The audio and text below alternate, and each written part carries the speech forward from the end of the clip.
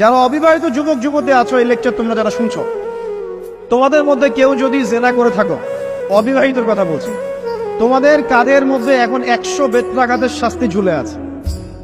সূরা নূরের 1 থেকে 3 নম্বর আয়াত পড়ে দেখবে, অবিবাহিত যুবক যুবতী যদি জেনা করে তাদের শাস্তি হচ্ছে 100 বেত্রাঘাত, তাও জনসমক্ষে, এবং এক বছরের জন্য নির্বাসন।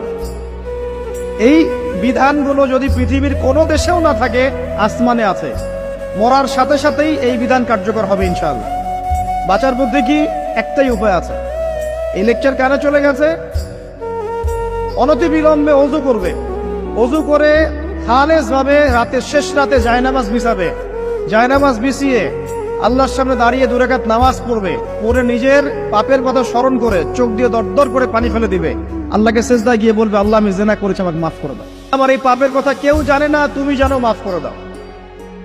এই মাফ নেওয়ার পরে আবার ওই যার সাথে করেছেন ওর সাথে আবার লিঙ্ক আপ করার চেষ্টা করেন না। আসো আমরা জেনা করেছিলাম, আসো বিয়ে করে নেই, এটা সলিউশন না। জেনা করেছেন, আগে তওবা করে ফিরে আসতে হবে, তারপরে পুরো জীবন ইসলামিক লাইফ লিড করতে হবে। আল্লাহ যদি দেখেন যে হ্যাঁ আপনি ঠিকঠাক তওবা করে আল্লাহর কথা চলছেন, আল্লাহ তখন আপনাকে নেককার স্ত্রী দিবে ইনশাআল্লাহ। এই এই এই একমাত্র রাস্তা যুবকদের জন্য এবং যুবতীদের জন্যও। যুবকরা না হলে পার পেয়ে যেতে পারে, কারণ একটা কথা সমাজে প্রচলিত আছে না, যে ছেলে মানুষের ইজ্জত তো সহজে যায় না। গোপন হয়ে গেছে, কেউ জানে না, আল্লাহ মাফ করে দিয়েছেন, সে হয়তো পার পেয়ে গেল। কিন্তু এই যে মেয়ে, তুমি যে 8-10টা ছেলের সাথে জেনা করেছো, তোমার ইজ্জতের কি হবে? তোমার যে সতীত্ব তুমি নষ্ট করেছো, তুমি তো বিয়ের পর কোনো ঘরে গেলে সে হাজবেন্ডও বুঝতে পারবে তুমি আর সতী সাথী নও। তখন তোমার